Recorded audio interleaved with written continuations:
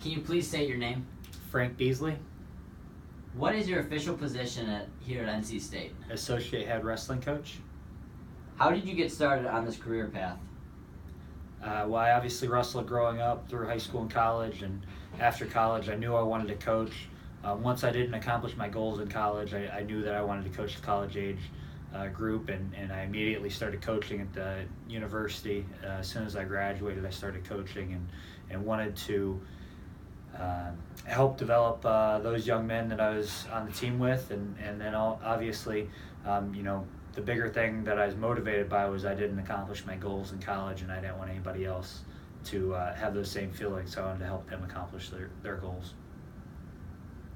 As it is well known that wrestling is a winter sport, can you give an overview of a typical day during the season?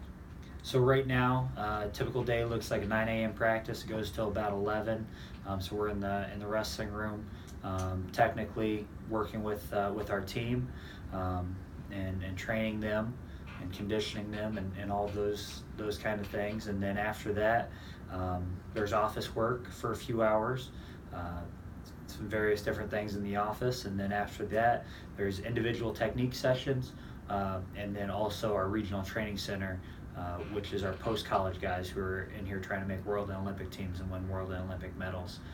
So then we'll put them through a practice for a couple hours, and then that will take us till about 5 o'clock or so. Grab a bite of dinner at home, and then after that it's on to making recruiting calls through the night. Can you give an overview of your typical day in the off season? It's pretty similar, but in the morning there'll be some kind of workout typically, whether it's an individual technique session, a lift. There'll be something in the morning. After that, there's a lot more office work because there's more free time during the day in the off season, so there's a lot more things to do in the office and work to be done in here, from paperwork to stuff on the computer to alumni relations and recruiting and all that kind of stuff. And then after that, we'll have our main team practice, which will be a couple hours in the afternoon, and then in the evening we're back to recruiting. What particular skills and qualities should a person interested in your field possess? There's a lot of different skills that you need to be a coach. To be a good coach, first and foremost, you have to enjoy working with the age group that you're coaching. So obviously, for us, it's 18 to 23, 24-year-olds, but you also have to enjoy recruiting and talking to and getting to know 15, 16, 17, 18-year-olds. So you have to really enjoy working with that group and be able to relate to that group and that age group. Obviously, you have to have a skill set within the wrestling field. You have to also be able to communicate effectively with alumni, potential donors, and fans, and be able to work with administration and the rest of your staff. And you have to be pretty flexible with coaching. A lot of things change, a lot of things get brought up on you last minute, and you just have to have a flexible schedule. What is the most fulfilling aspect of your job? Absolutely seeing somebody accomplish their goals. Obviously seeing people improve is fulfilling, but when somebody comes in with a goal and they accomplish it in their time here, it makes it all worthwhile. What did you get your undergraduate degree in? I got a BA and a BS in English and education.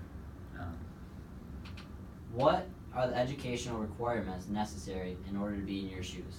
You have to have a bachelor's degree. I also have my master's degree in education, but typically you have to have a bachelor's degree. Depending on the job, there's a time length of requirement of how long you've coached. You have to, typically in wrestling, you have to have competed in the sport to be a coach.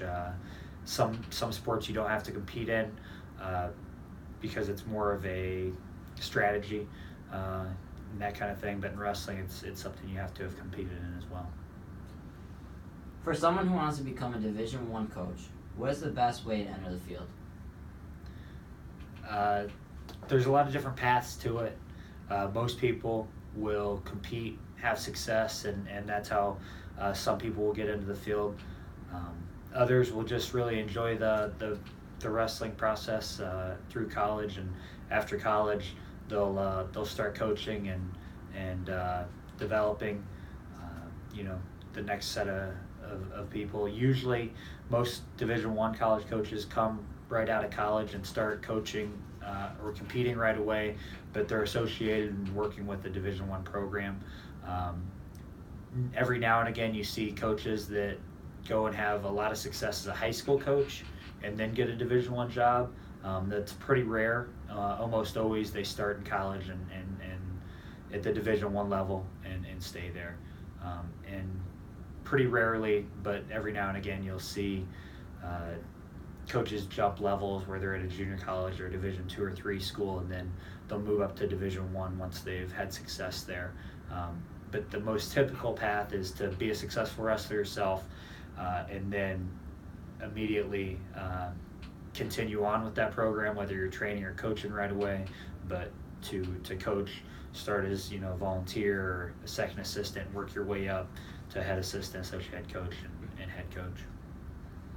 Aside from watching people accomplish their goals, which you stated earlier is the most fulfilling aspect of your job, what is your favorite part of your day-to-day operations? Probably my favorite part might be when I get to grab Kellen Devlin in the wrestling room and torture him a little bit. No, I'm joking. But the best part is like I said, obviously seeing them accomplish their goals. But the next most satisfying thing is when you see the improvements, when you see somebody really put the time and effort in, and you see them make improvements, no matter whether they're small or big improvements. That's very rewarding. The other thing that's very rewarding is when you see a kid get his degree that you recruited, and he goes on, he gets his degree. When he gets his first job outside of college, those little things, setting him up for the rest of his life, is very important and rewarding as well. What would you say do you find to be the most difficult or frustrating part of your job? The most difficult and frustrating, it would probably be when people aren't coachable or when they make poor choices. It's frustrating when somebody isn't coachable and doesn't listen and doesn't make the adjustments that we try to help them with. But I think the worst part is when they make poor choices. Because obviously you want to see them succeed. You try to help them through those decisions. But you don't want it to be something that impacts the rest of their life or something where you have to cut ties with them from the program. That happens, and that's the hardest part, because you recruit these kids and you want to see them be successful, and when they make poor choices, it's just not a good situation, and you hate to see it, and you want to help them, but there are some things you can't help them through. What do you feel separates the elite coaches from the average Division I coach? I think there's a lot of things that bring separation. Number one is the amount of work and energy and effort that they put in. I think that's first and foremost. I think second is knowing their student athletes, building a relationship with them, knowing what motivates them, how to motivate them, and how to get the most out of them. What is the average salary range of a wrestling coach? Are you talking assistant coaches, head coaches, across the board, all levels, Division First, I? for the average associate head coach. The associate head coach, I would say probably the highest paid are probably somewhere in the